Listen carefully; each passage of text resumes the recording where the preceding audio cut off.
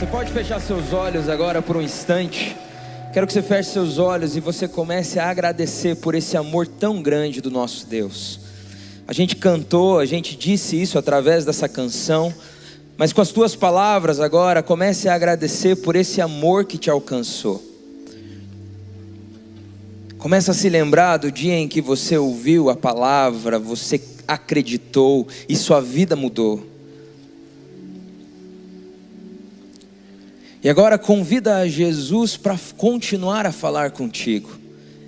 Que essa seja uma noite de ouvir a voz dEle. Que essa seja uma noite de encontro com Ele. Que essa seja uma noite de transformação. Convida, fala: Jesus, o meu coração está aberto. Talvez você chegou aqui procurando respostas, procurando direção. Peça a Deus. Peça ao Espírito Santo de Deus. Pai, muito obrigado porque a Tua palavra nos promete que quando te buscamos de todo o coração nós te encontramos. Obrigado, Senhor, porque a Tua palavra promete que quando nos aproximamos do Senhor, o Senhor se aproxima de nós. E Pai, abraçados nessas promessas, nós estamos reunidos aqui essa noite, porque queremos ter um encontro contigo. Porque queremos ouvir a sua voz, porque queremos viver uma vida que glorifica o Senhor. E agora, Pai, eu quero pedir que o Teu Espírito venha sobre nós. Fala aos nossos corações, encontra aqueles que estão cansados e traz forças. Deus, encontra aqueles que estão sem esperança e traz direção, traz paz, traz esperança, Pai. Que essa seja uma noite que vai marcar as nossas vidas, porque a Tua presença marca as nossas vidas, Deus. Fala aos nossos corações através da Tua palavra, é o que pedimos, é o que oramos como igreja, em nome de Jesus. Você pode dizer amém aí no seu lugar? Amém. Você pode sentar agora. A gente vai estudar a palavra. Que bênção. Como é bom a gente se reunir. Como é bom a gente estar juntos aqui mais uma semana para adorar a Deus como família espiritual, mas também para, ao redor da palavra do Senhor, aqui aprender algo novo para as nossas vidas. E hoje eu gostaria de falar um pouquinho, a gente meditar aqui num texto da palavra, falar um pouquinho sobre espera. Sobre esperar. Eu não sei se você é igual a mim, mas eu não gosto muito de esperar.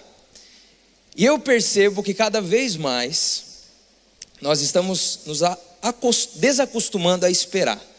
Então, quando a gente tem uma fila, uma senha que a gente tem que esperar chamar, o que a gente faz? Primeira coisa, se você está com o seu celular na mão, já pega o celular, já vai adiantando outra coisa aqui. É ou não é? Hoje nós precisamos esperar uma entrega que às vezes dura alguns dias e a gente já fica, poxa, mas tanto tempo. A gente vai num restaurante, pede alguma coisa para comer e às vezes demora, a gente fica impaciente. Nós não gostamos muito de esperar. Vocês estão comigo nessa? Alguém gosta de esperar? Acho que não, né? Fila, aquela fila que parece que só tem um caixa. Sabe quando você vai no mercado? Monte de gente, um caixa funcionando. Não te deixa indignado esperar?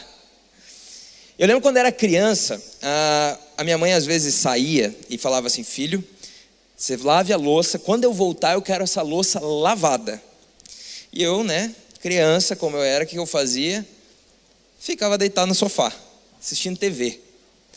Quando eu ouvia o barulho do portão, o que eu fazia? Corria para a pia. E às vezes, olha como eu era, criança, eu já jogava uns pratos para o outro lado, para falar que eu já tinha lavado já, para mostrar que eu estava no meio do trabalho. Ela não me pegou no começo, poxa, eu estava aqui, eu estava esperando, eu já estava lavando. Mas eu não gostava de esperar. Eu lembro que eu viajava com os meus pais também, e às vezes a gente viajava e eles chegavam cansados na outra cidade, eles queriam descansar, queriam dormir à tarde. E para mim dormir à tarde era um desperdício. Porque eu estava numa cidade diferente, eu queria passear, eu queria conhecer, eu queria andar, eu queria fazer compra. E eu ficava lá esperando, às vezes eu tinha que ficar lá no quarto esperando eles dormirem, acordarem, e eu ficava fazendo barulho, sabe, para ver se eles acordavam. Ai. E às vezes eu andava, eu mexia em alguma coisa, porque eu não aguentava esperar. E sabe, eu acredito que nós somos, por natureza, impacientes. Nós gostamos das coisas um pouco mais rápidas. Mas a Bíblia, ela vai nos mostrar vários períodos de espera. Vai mostrar histórias de homens e mulheres de Deus que tiveram que esperar promessas serem cumpridas, esperar a bênção chegar. Nós encontramos isso na palavra de Deus, porque isso faz parte da vida e também faz parte dos processos de Deus nas nossas vidas, a espera. Mas nós cristãos, eu, você, nós que decidimos seguir a Jesus, nós somos um povo que essencialmente está esperando. Nós somos um povo que por essência está esperando a volta de Jesus. Por mais que às vezes nós busquemos algumas coisas, por mais que por vezes nós procuremos conforto, só existe uma coisa que deve estar no nosso norte, no nosso alvo. Apesar do país melhorar, se é algo que a gente quer, apesar da economia melhorar, apesar da pandemia passar, apesar dos negócios irem bem, apesar da família ir bem, é uma coisa que nós sonhamos, que nós oramos e que é lícito diante de Deus, é legítimo. Existe algo acima disso que esperamos: a volta do nosso Rei. Isso está na palavra. São as promessas do nosso Jesus de que Ele voltaria. A palavra de Deus nos apresenta que essa é uma realidade futura. Existem várias interpretações de como isso vai acontecer, e hoje eu não quero falar sobre isso, mas é um fato de que Jesus disse que voltaria. E se Jesus disse que voltaria, Ele vai voltar. E nós, como povo dele, não podemos cair no automático dessa vida e esquecer disso. Mas nessa noite eu queria juntos aqui que a gente respondesse através de um texto da palavra a seguinte pergunta: mas o que fazer enquanto esperamos? Mexer no celular? Mandar um e-mail? O que fazer enquanto esperamos isso que está acima de qualquer outra espera nas nossas vidas? Quero ler com os irmãos um texto que está no Evangelho de Mateus, capítulo 25, versículo 14 a 30. Evangelho de Mateus, capítulo 25, 14 a 30. Vamos ler o que diz a palavra de Deus. E também será como um homem que ao sair de viagem chamou seus servos e confiou-lhes os seus bens. A um deu 5 talentos, a outro 2 e a outro 1, a cada um de acordo com a sua capacidade. Em seguida partiu de viagem. O que havia recebido 5 talentos saiu imediatamente, aplicou-os e ganhou mais 5. Também o que tinha 2 talentos ganhou mais 2. Mas o que tinha recebido 1 talento saiu, cavou um buraco no chão e escondeu o dinheiro do seu senhor. Depois de muito tempo, o senhor daqueles servos voltou e acertou contas com eles. O que tinha recebido 5 talentos trouxe os outros 5 e disse: o senhor me confiou 5 talentos, veja, eu ganhei mais 5. O senhor respondeu: muito bem, servo bom e fiel. Você foi fiel no pouco, eu o porei sobre o muito. Venha e participe da alegria do seu senhor. Veio também o que tinha recebido 2 talentos e disse: o senhor me confiou 2 talentos, veja, eu ganhei mais 2. O senhor respondeu: muito bem, servo bom e fiel. Você foi fiel no pouco, eu o porei sobre o muito. Venha e participe da alegria do seu senhor. Por fim, veio o que tinha recebido 1 talento e disse: eu sabia que o senhor é um homem severo, que colhe onde não plantou e junta onde não semeou. Por isso tive medo, saí e escondi o seu talento no chão. Veja, aqui está o que lhe pertence. E o senhor respondeu: servo mau e negligente. Você sabia que eu colho onde não plantei e junto onde não semeei? Então você devia ter confiado o meu dinheiro aos banqueiros, para que quando eu voltasse eu recebesse de volta com juros. Tirem o talento dele e entreguem-no ao que tem 10. Pois a quem tem mais será dado, e terá em grande quantidade, mas a quem não tem, até o que tem lhe será tirado. E lancem fora o servo inútil nas trevas, onde haverá choro e ranger de dentes. Essa é a parábola conhecida como a parábola dos talentos. Essa parábola, se você for olhar onde ela se posiciona dentro do Evangelho de Mateus, ela está logo depois de uma parábola também que vai falar acerca da volta de Jesus. E essa, a parábola das moças que esperam o seu noivo, algumas com azeite na lamparina, outras sem. Também vem depois de alguns ensinamentos de Jesus acerca do seu retorno repentino. Ou seja, o que Jesus estava querendo nos falar sobre o reino de Deus, porque essa parábola inicia-se falando e também será, ou seja, ele está explicando uma característica do reino de Deus, da sua volta, do seu retorno. Essa parábola vai nos falar que a volta de Jesus será repentina. A primeira das moças exortava os seus seguidores à vigilância. Fiquem atentas, fiquem atentos, fiquem vigilantes, porque ele pode voltar a qualquer momento e vocês precisam estar preparados, em devoção, buscando ao Senhor. É isso que a parábola vai dizer. Mas essa parábola aqui, a dos talentos, vai nos trazer uma característica sobre esse retorno e sobre algo que precisamos fazer enquanto esperamos. Precisamos ser servos fiéis. Amém? Servos fiéis. Se a primeira falava sobre a nossa vigilância, a nossa devoção, essa parábola vai falar sobre o nosso trabalho, sobre o que fazemos com aquilo que nos é confiado. Eu acho interessante porque Jesus aqui, ele vai nos dar uma nova perspectiva da maneira que a gente vive. Ele vai inverter a nossa visão e nos falar: vivam olhando para a eternidade.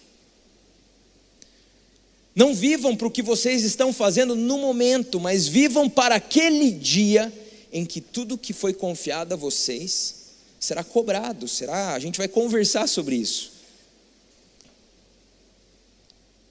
Precisamos então, com esse ensino de Jesus, entender que a eternidade precisa estar no nosso norte, precisa estar no nosso campo de visão.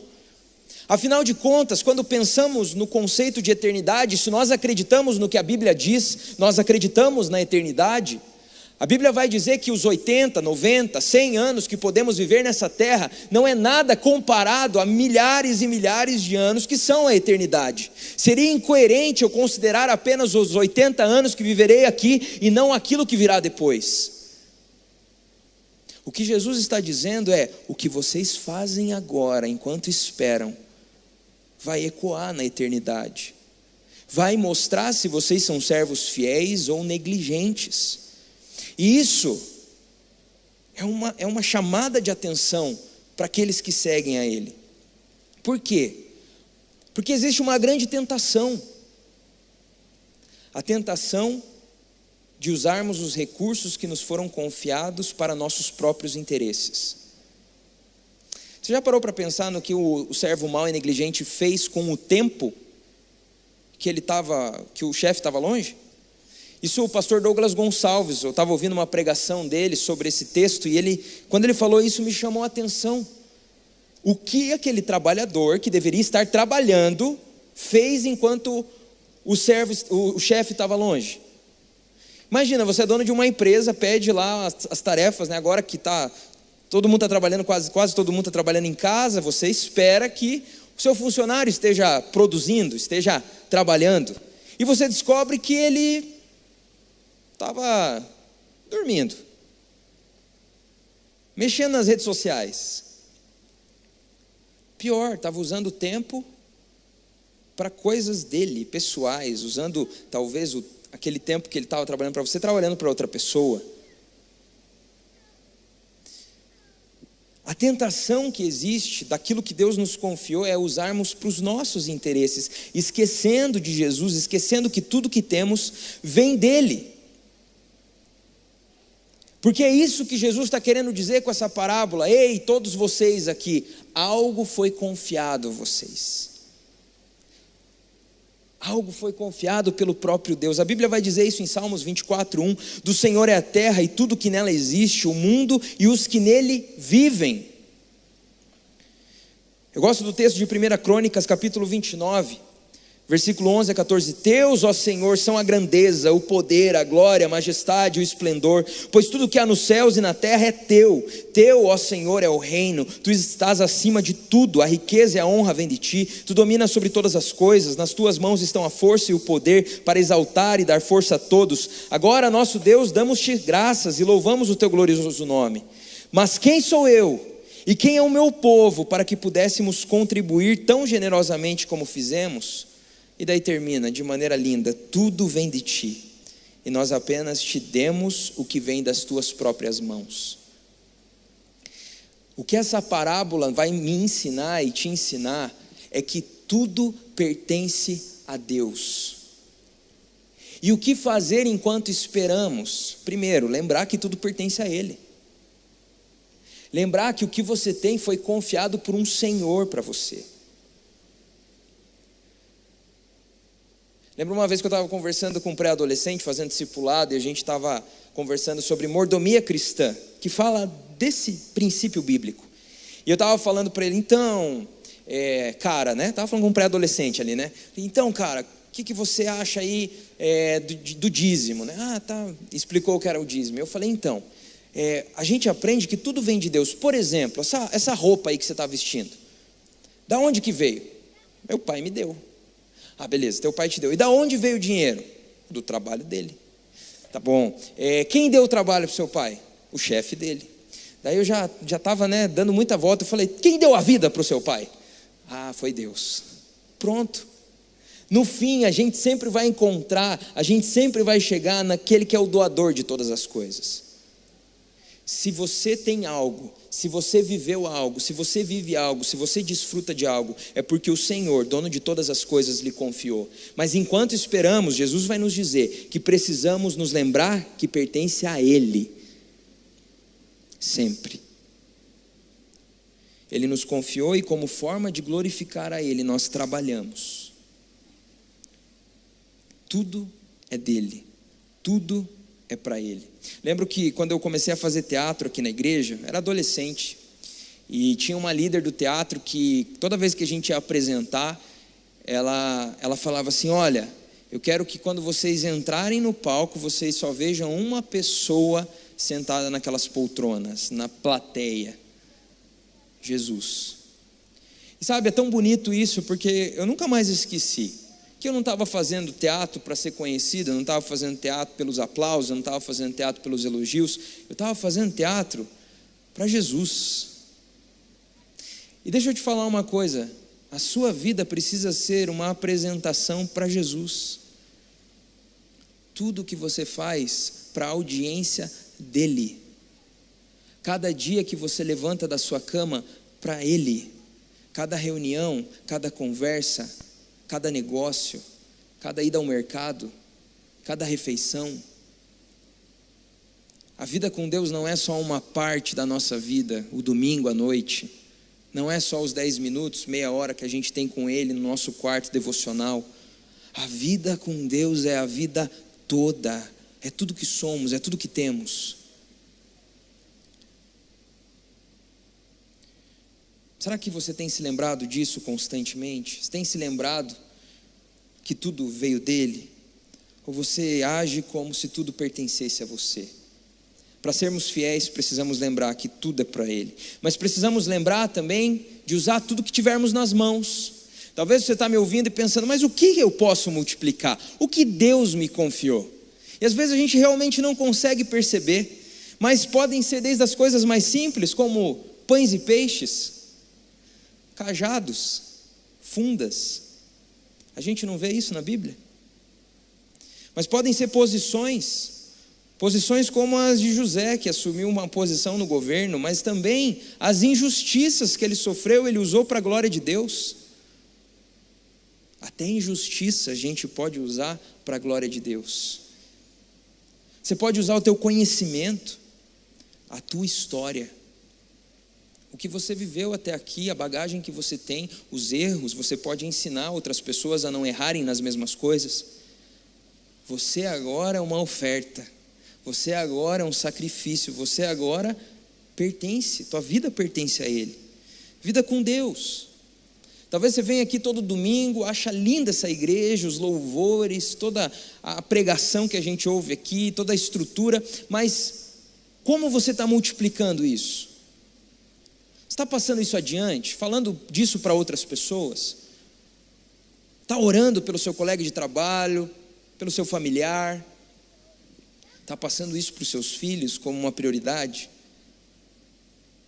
Você tem realmente buscado a Deus diariamente, feito isso que você ouve aqui ou nas células, frutificar e se tornar ação, uma fé viva? Isso é multiplicar. Isso é receber algo e transformar em algo mais. Podem ser as pessoas que Deus te deu, sua família,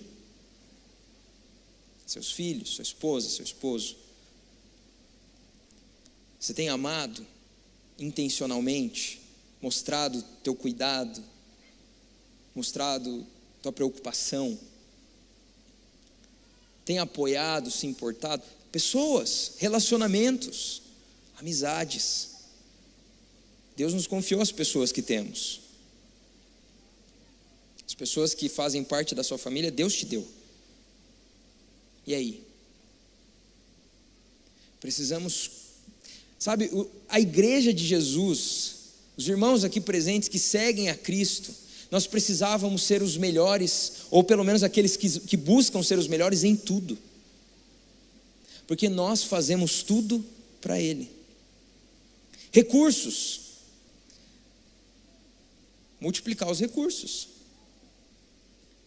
Não é só o que você faz com os 10%, se você traz ou não para a obra do Senhor, para investir. O que você faz com os outros 90%? É isso também. O que você faz com os outros dias da semana? Quais outras músicas você ouve? Quais outras palavras você fala? O que está no seu coração nos outros dias da semana, na sua mente? Isso é multiplicar, isso é viver plenamente enquanto esperamos. Sabe, Jesus, eu acho, depois que eu percebi isso, eu comecei a ver isso em todos os ensinos de Jesus. Ele sempre espera de nós uma reação apaixonada, uma reação completa, uma reação intensa. Ele fala isso dos servos fiéis. Os servos fiéis recebem os talentos e já saem trabalhar, multiplicar e dobram. Agora ele fala isso em outros momentos também, quando ele fala, por exemplo, da parábola lá do tesouro de grande valor, da pérola preciosa. Ele vai falar o quê? Que quando encontramos esse tesouro, que é o reino de Deus, que é a salvação, que é o evangelho, nós vendemos tudo que temos, compramos o terreno e ganhamos o tesouro. Jesus está querendo dizer que não tem como existir uma reação morna, não pode. Não pode ser só parte da tua vida. Tem que ser aquilo que queima no coração, aquilo que te impulsiona. Falei ontem, no culto da UAN aqui, um texto que eu amo, que está em Colossenses capítulo 3, e é a visão também do Ministério de Pré-Adolescentes aqui da nossa igreja. Vai dizer que nós que fomos ressuscitados com Cristo, precisamos agora colocar o nosso interesse nas coisas do alto, e não nas que são aqui da terra. O que a Bíblia está dizendo? Que se você entregou a vida para Jesus, o teu coração precisa estar mais interessado nas coisas do Senhor, no que Ele quer, no que Ele te pede, no que Ele prometeu, no que Ele ordenou, do que naquilo que é o dia a dia, que é o automático. E quando a gente coloca o interesse, quando a gente está interessado em alguma coisa, a gente caminha em direção àquilo. Quando a gente está interessado em alguma coisa, a gente é impulsionado àquilo. Quando você quer emagrecer, você faz alguma coisa, você caminha em direção àquilo. Quando você está interessado em alguém, se apaixonou, você caminha em direção àquela pessoa para conhecer. Da mesma forma, se a Bíblia diz que precisamos colocar o interesse nas coisas do alto, nós precisamos ser levados em direção ao propósito de Deus. E não usar o que Ele nos confiou para os nossos próprios interesses. É usar o dinheiro que Ele nos deu para Ele.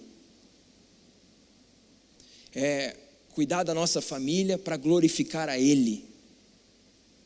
É trabalhar para Ele. Essa é a perspectiva que temos enquanto esperamos.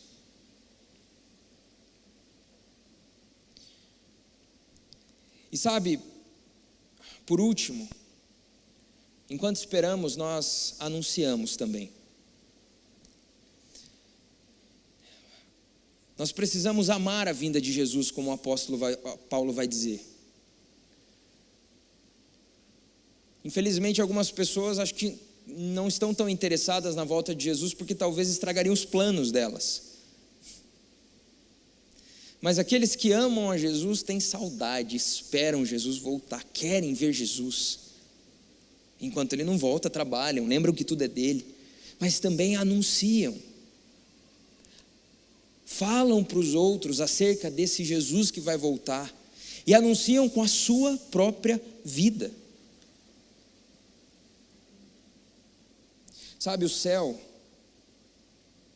ele nos é garantido através do sacrifício de Jesus, a eternidade com Deus, um lugar onde não vai existir mais dor, doença, tristeza, pecado, onde nós desfrutaremos da presença de Deus. Eu costumo explicar para os pré-adolescentes sobre o céu. Pensa no melhor dia que você já viveu. Vai lá, tenta lembrar, um dia legal, um dia que você ficou muito feliz. Conseguiu lembrar de algum dia? Agora multiplica isso por 1000 todos os dias eternamente. Porque o Deus que nos enche de alegria, o Deus que nos dá as melhores paisagens, o Deus que criou os melhores sabores, os melhores sentimentos, é o Deus que nos promete uma eternidade de pura alegria na presença dele. E se esse Deus promete alegria, eu tenho que acreditar. Ele criou o churrasco, né? Afinal de contas, o nosso Deus nos promete uma eternidade. Então nós caminhamos aqui como peregrinos, olhando para o céu e falando: tudo que eu faço é para Ele, tudo que eu tenho é dele, e eu vou entregar o meu melhor para que naquele dia eu possa ouvir: servo bom e fiel. É assim que precisamos caminhar. E sabe, é tão legal, porque algumas pessoas acham que pensar demais na eternidade vai nos alienar. Mas não é isso que Jesus está nos ensinando aqui. Pelo contrário, Ele está falando: vocês serão as pessoas mais excelentes da terra, as melhores famílias, os melhores pais, mães, empresários, profissionais, estudantes, filhos, porque vocês caminham com os olhos na eternidade. Sabe, quando eu era criança eu tinha medo do fim dos tempos, do juízo final, porque me parecia um pouco assustador. Mas quando eu conhecia Jesus e entendi que eu era perdoado, eu era adotado através do sacrifício de Jesus, eu era filho de Deus, eu comecei a ver esse encontro mais como o dia que eu organizei o pedido de casamento para minha noiva. Quando eu organizei a surpresa para pedi-la em casamento, eu pensei em todos os detalhes e eu fiz o meu melhor para agradar ela, para demonstrar o meu amor, para que quando chegasse naquele momento, ela pudesse dizer sim também, né? Claro, o sim já estava garantido, eu espero, mas a tudo aquilo era uma maneira de falar: te quero comigo, para a vida toda. Sabe, o dia que nos encontrarmos com Jesus, nós precisamos pensar nesse dia, e nós precisamos preparar esse dia. E sabe, eu quero muito que quando Jesus se encontrar com vocês, Ele possa olhar e falar: olha, sua família, você cuidou bem. Olha, os seus negócios, você foi generoso. Filho, até os momentos mais difíceis você usou para a minha glória. Servo bom e fiel. Servo bom e fiel. Servo bom e fiel. Nós precisamos andar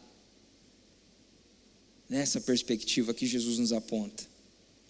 E nessa noite eu quero orar com os irmãos e a minha intenção, enquanto eu orava por essa palavra, nada mais é do que nos lembrar de algo que faz parte da nossa fé, nos lembrar de algo que é a nossa esperança, nos lembrar da nossa casa, a nossa pátria celestial. Mas nos lembrar que enquanto esperamos, precisamos trabalhar com alegria, com fé. E deixa eu te falar, sabe quem vai te ajudar a trabalhar de maneira excelente? O próprio Deus, o próprio Espírito Santo. Sem Deus a gente não consegue fazer nada. Por isso, se enquanto você ouvir essa palavra, você percebeu que existem coisas na sua vida que você precisa melhorar, que você precisa trabalhar mais, multiplicar mais, cuidar melhor, afinal de contas Deus te confiou essas coisas, eu quero te dizer, busque a Deus, coloque o seu interesse nele, porque depois todas as outras coisas vão se organizando. Você só vai conseguir cuidar bem da sua família se você amar a Jesus de todo o coração. Entenda, Ele em primeiro lugar. E talvez existam pessoas aqui essa noite que estão ouvindo pela primeira vez uma palavra acerca da volta de Jesus. E hoje eu quero te falar, se é a primeira vez que você está ouvindo, que você pode ter alegria com essa promessa. A Bíblia vai dizer que Jesus veio à terra para nos resgatar. A Bíblia vai nos dizer que eu e você temos um grande problema chamado pecado, que não é apenas um mau hábito, que não é apenas uma coisinha errada que a gente faz uma vez na semana. Pecado é uma ofensa contra o Deus que é santo, todo-poderoso, que nos criou. E que por virarmos as costas para Ele, por querermos fazer as coisas do nosso jeito, nos tornamos inimigos de Deus, a Bíblia diz. Mas nessa noite eu quero te dizer que Jesus está te convidando para ser filho de Deus. Se você depositar a sua fé nele, se você disser, eu quero seguir a Jesus, eu quero nessa noite te oferecer uma alternativa de vida. Talvez você chegou até aqui, você tem tentado de várias maneiras, você tem buscado algumas coisas na sua vida e parece que existe uma parede na frente, nada dá certo. Ou talvez você já tenha conquistado muitas coisas, mas aqui dentro o seu coração diz que falta algo. Eu quero te falar que a alternativa, na verdade o caminho é Jesus. E nessa noite você pode começar a segui-lo. Apenas se você disser, Jesus, eu acredito no Senhor e eu quero te seguir. Se nessa noite, de alguma forma, porque eu acredito que o Espírito Santo fala com a gente de maneiras diferentes, Deus falou contigo sobre você colocar a sua esperança mais nele. Se Jesus te lembrou que tudo que você tem é dele, se nessa noite você foi chacoalhado pelo Espírito, entendendo que você precisa ser melhor em algumas coisas, eu quero te convidar a dar uma resposta a Deus. Toda vez que Deus fala algo, existe uma resposta que precisamos dar. E essa resposta é uma oração. Essa resposta é apresentar a sua vida e dizer, Deus, eu ouvi, é comigo, eu quero mudar, eu quero caminhar nisso, eu não quero ficar com os olhos nessa terra, eu não quero buscar as coisas dessa terra, porque o meu coração está no Senhor. Uma vez eu ouvi de um pastor que nós que temos uma grande verdade, às vezes vivemos como se fosse uma grande mentira. E nós vemos tantas outras religiões que acreditam numa grande mentira e vivem como se fosse uma grande verdade. Nós precisamos ser intensos, apaixonados por Jesus, porque um dia nós nos encontraremos com Ele e aquele dia vai ser de festa. Se Deus falou contigo nessa noite, assim como Ele falou comigo, eu quero te convidar a ficar em pé, para nós orarmos como igreja juntos, pedindo a Deus que nos ajude a sermos bons mordomos daquilo que Ele nos confiou. E já ficando em pé, você fecha os seus olhos e começa a apresentar a Deus a resposta. Apresenta a Deus quais são as coisas que você se compromete em multiplicar, em ser um pouco mais ousado, mais corajoso, mais intencional.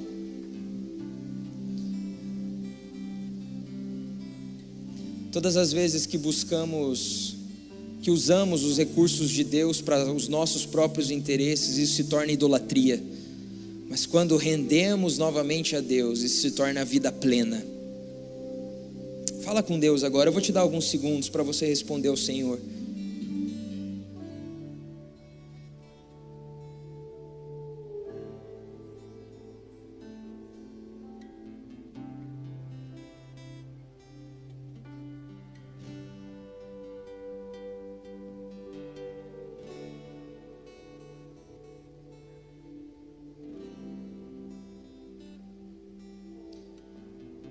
se nessa noite você quer entregar a sua vida para Jesus, se nessa noite você ouviu essa mensagem e você quer tentar algo novo, você quer conhecer a Jesus, você quer render, entregar a sua vida a Ele, eu vou pedir apenas para você levantar suas mãos mais alto que você puder, apenas para a gente orar por você juntos. Levante sua mão se você quer entregar a sua vida para Jesus. Que Deus abençoe você, Deus abençoe vocês, Deus abençoe. Você que levantou sua mão, eu vou pedir só para você repetir essa oração comigo, mas não porque as palavras, as frases têm algum poder, mas é a fé, a sua fé, você depositar o seu coração nessa mensagem de Jesus que traz salvação, a Bíblia promete. Então repete essa oração com toda a sua fé, repete comigo: Senhor Jesus, eu entrego a minha vida nas tuas mãos.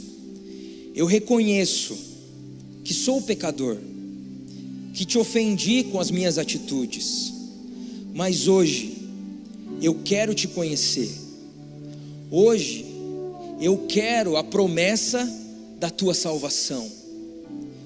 Eu creio no sacrifício de Jesus e quero segui-lo por toda a minha vida.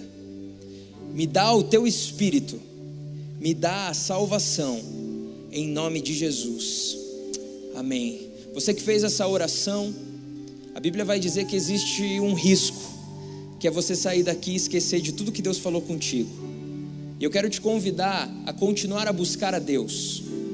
A partir de hoje, 10 minutos na presença de Deus no seu quarto, fala com Ele, com as tuas palavras, aquilo que está no teu coração, os teus pedidos. Fala: Deus, eu quero te conhecer mais. Pega uma Bíblia, nem que seja online, leia lá Mateus, Marcos ou Lucas, um desses 3 livros, um capítulo por dia, tenta entender o que está dizendo ali, e volta nos cultos aqui. Continua conhecendo a Jesus. Aqui tem um link também, depois você pode entrar no site da igreja, pibcuritiba.org.br/Jesus. Ali a gente quer te ajudar numa coisa chamada discipulado, que é o estudo, para você entender agora como que você deve viver, porque Jesus nos chama a viver de uma maneira diferente, amém? E agora eu quero orar com os irmãos que, assim como eu, se posicionaram respondendo a essa palavra do nosso Jesus. Feche seus olhos mais uma vez. Senhor, nós estamos aqui, Pai, agradecidos porque o Senhor nos confiou tantas coisas, Pai. Obrigado, Deus, porque o Senhor é generoso. Obrigado porque o Senhor nos ama. Mas nos perdoa, Deus, porque muitas vezes nós vamos vivendo um dia após o outro e nos esquecemos que tudo pertence ao Senhor. Mas nessa noite nós nos lembramos, Deus, Deus, que um dia nos encontraremos com o Senhor. E naquele dia queremos ser chamados de servos fiéis. Por isso que o Teu Espírito Santo nos ajude, nos capacite, Pai, a multiplicarmos tudo aquilo que o Senhor confiou em nossas mãos, Jesus. Pai, nós queremos ser uma igreja fiel, nós queremos viver os Teus planos, nós queremos viver uma colheita, pessoas Te conhecendo, pessoas se aproximando do Senhor, e o Senhor vai nos usar, se nós vivermos com os olhos na eternidade, colocando o nosso interesse, o nosso coração nas coisas do alto, Pai. Por isso ajusta os amores do nosso coração e senta no trono do nosso coração, Pai. Eu quero pedir, Pai, restaura as famílias, restaura os casamentos, restaura os relacionamentos em casa, mas também abençoa os negócios, abençoa as empresas, aqueles que precisam de emprego, Pai, abençoa as finanças, abençoa os planos, Deus, a saúde, Senhor, abençoa a agenda dos meus irmãos, que tudo seja usado para a Tua glória, Deus, que a nossa vida seja um sacrifício, uma oferta viva, Jesus, que sejamos sal e luz onde estivermos, Deus, conservando esse mundo que está apodrecendo, trazendo luz para esse mundo em trevas, Deus. Jesus, o Senhor nos chamou e nós não vemos a hora de Te encontrar, mas enquanto esperamos, Deus, nós vamos trabalhar, Pai. Nos dá forças, restabelece força, ânimo, porque o Senhor tem mais para as nossas vidas, e o Senhor vai confiar mais para aqueles que querem trabalhar, Pai. Derrama a Tua unção sobre nós, é o que nós oramos em nome de Jesus. Você pode dizer amém aí no seu lugar? Amém. Uma salva de palmas para esse Jesus. Vamos continuar adorando a Deus, essa música que vai falar sobre o trono do nosso Jesus.